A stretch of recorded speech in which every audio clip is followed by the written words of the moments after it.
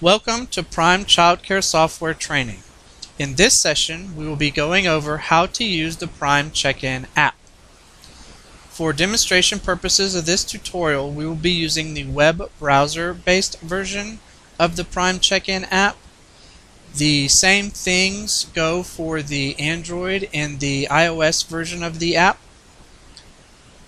The only difference is for the web browser-based version, you will need to enter the URL highlighted at top. Make sure that you're using a Chrome browser or Safari, and that when you log in, you're trying to log into the secure site. Enter in your username and password, and then click Sign In.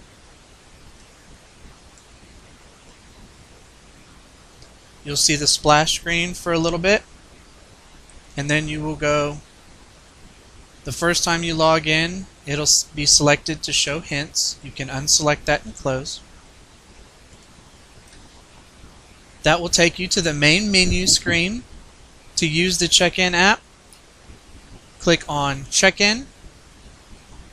This takes you to the main Check-In screen. From here, your sponsors can go to Sponsor, select their name, enter in their PIN, select each kid they're going to clock in or out. In this case, Billy and Brian are already clocked in, and Bobby is here to pick them up in the afternoon. So Bobby is going to select Click Out, Clock Out for Billy, and Clock Out for Brian, and then Bobby selects Done. And that is it. That's how your sponsors clock in and out using the Prime Check-In app. For employees, they will do the same thing. The only difference is that they will select their name, and then when they actually they'll enter in their PIN, and they just select themselves and clock themselves in or out.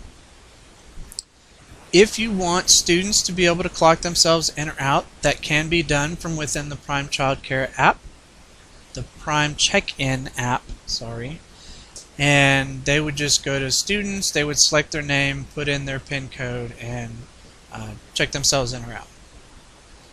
For batch check-ins and checkouts, select batch, put in the admin PIN, which the default PIN is 1234, and then you'll see a list of all the students, all the active students in the system, and whether they're clocked in or out, and then you'll just go down, and they're sorted alphabetically by last name, and so you just go in and select each one to clock them in or out. Then once you're done, you'll click on the Done button, and that's batch check-ins.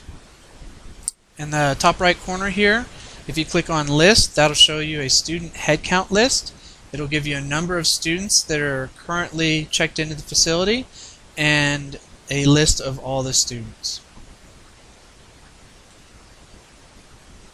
For ScanPass, if you're using barcodes or a magnetic stripe reader or an RFID reader, then what will happen is for check-ins, the sponsors or employees will come up, they will scan their media, their either RFID reader or their card or their barcode, and then that'll take them immediately, instead of having to select their name, that'll take them immediately to the check-in and out screen where they can check their child in or out or themselves.